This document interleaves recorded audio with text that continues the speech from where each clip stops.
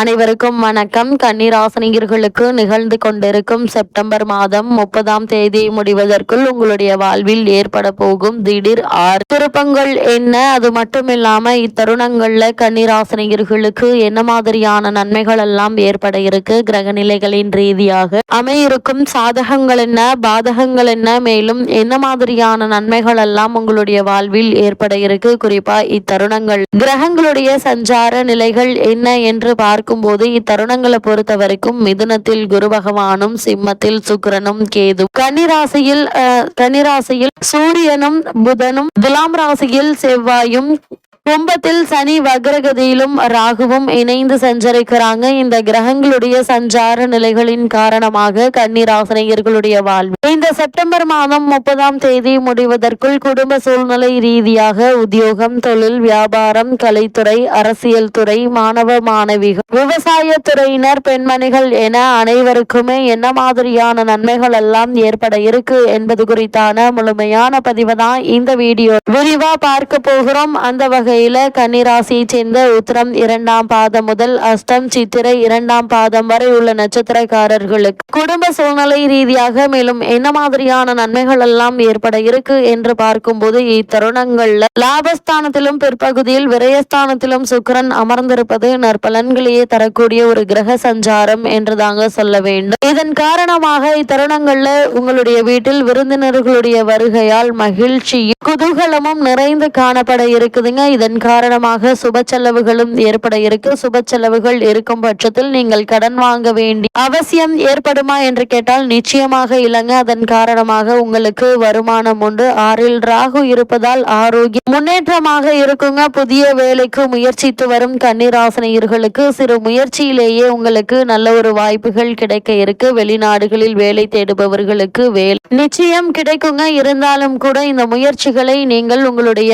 சொந்த முயற்சிகளில் மேற்கொள்வது நல்லது. இடைத்தரகர்களை நம்பி பணம் கொடுப்பதோ அல்லது அவர்களிடம் வேலைக்கு முயற்சிப்பதற்கான வேலையை கொடுப்பதோ இது மாதிரியான எந்த வேலையும் வைத்துக் கொள்ள வேண்டாம். எதுவாக இருந்தாலும் உங்களுடைய சொந்த முயற்சியாக இருப்பது நல்லதுங்க. தொழில் வருமானம் சீராக இருக்குங்க. ராசியில் புதன் பலம் பெற்றிருப்பதால கடன் குறையுங்க. கவலை அகலும். மாமன் உறவுகள் மகிழ்ச்சி தருங்க. அது மட்டும் இல்லாம இத்தருணங்கள்ல கல்வி முயற்சிகள் பலிக்கும். பொது வாழ்வில் முன்னேற்றம் ஏற்பட இருக்கு என்பதை கிரக நிலைகள் உறுதியளிக்குது. கன்னிராசினியர்களை பொறுத்த வரைக்கும் இந்த செப்டம்பர் மாதம் 30ஆம் தேதி முடிவதற்குள் சில விஷயங்கள்ல பண விரயங்கள் ஏற்பட இருக்கு. ஆனா இந்த பண விரயங்களை சுப விரயங்களாக மாற்றிக்கொள்வது நல்லதுங்க. அதே போல ஒரு சிலருக்கு வீடு மாற்றம், ஊர் மாற்றமோ ஏற்படலாம். இந்த மாற்றம் உங்களுக்கு முன்னேற்றத்தையே ஏற்படுத்தி தரும் என்பதுல எந்த ஒரு சந்தேகமும் இல்லைங்க. ராசியில் சூரியன் செல்லும் போது வார்த்தைகள்ல அதிக கவனம் அவசியங்க. அவசர முடிவுகள் சங்கடத்தை தரும். அதே போல முயற்சிகள்ல சிறு சிறு தடங்கல்கள் ஏற்பட்டு அதன் பிறகு நல்ல ஒரு முன்னேற்றம் ஏற்படுங்க. அதனால் கவனத்தோடு இருப்பது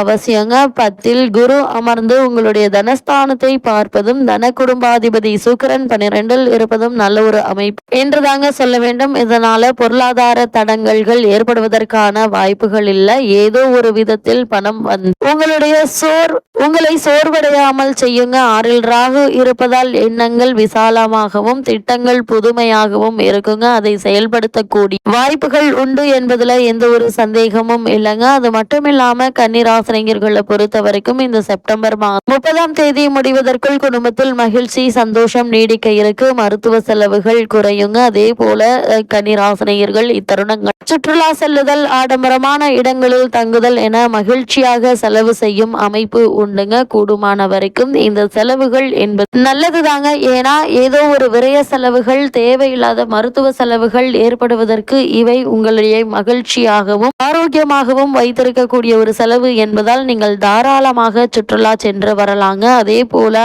ஆன்மீக பயணத்திற்கு முயற்சிப்பவர்களும் அதற்கான தருணம் என்பதால் அந்த மாதிரியான முயற்சிகளையும் நீங்கள் தாராளமாக மேற்கொள்ளலாங்க. அதே போல் புதிய தொழில் முயற்சிகள் இப்போது வேண்டாங்க. ராசிக்குள் சூரியன் இருப்பது கவனத்தில் கொண்டு செயல்படுவது நல்லதுங்க. அவர் விரையாதிபதி. நீங்களாகவே எந்த விஷயத்திலையும் மூக்கை நுழைத்து கருத்து சொல்ல வேண்டாம். முன்கோபம், அவசர முடிவு, தவறான சொற்களும் சங்கடங்களை தரும் என்பதை கிரகநிலைகள் முன்கூட்டியே அறிவுறுத்தும் பட்சத்தில் சற்று எச்சரிக்கையாகவும் கவனமாகவும் இருப்பது அவசியம் என்பதை கிரகநிலைகள் மீண்டும் மீண்டும் உங்களுக்கு அறிவுறுத்துதுங்க. எந்த ஒரு காரியத்தையும் தடாலடியாக இறங்காமல் ஒரு முறைக்கு இருமுறை ஆழ்ந்து யோசித்து முன் அனுபவம் உள்ளவர்களிடம் முன் அனுபவம் உள்ளவர்களிடம் ஆலோசனை பெற்று முயற்சிகளை மேற்கொள்வது நல்லதுங்க. அது மட்டும் இல்லாம ஜென்மராசி அக்னி கிரகமான செவ்வாய் இருப்பதால் உஷ்ண சம்பந்தமான உபாதைகள் ஏற்பட இருக்குதுங்க. மருத்துவ சிகிச்சையினால் உங்களுக்கு குணம் கிடைக்கும். வருமானம் திருப்திகரமாக இருப்பினும் செலவுகள் கட்டுக்கடங்காமல் இருக்குங்க. தற்போது நடைபெற்று வரும் தசாபுக்திகள் அனுகூலமாக இருக்கும் பட்சத்தில் இத்தருணங்கள்ல புதிய கடன்களை ஏற்க நேரிடுங்க. தவிர்ப்பது நல்லது. திருமண சம்பந்தமான முயற்சிகளை மேற்கொண்டு வரும் கன்னிராசினியர்களுக்கு நல்ல ஒரு வரன் அமையிருக்கு. இருந்தாலும் கூட வரனை பற்றி தீர விசாரித்து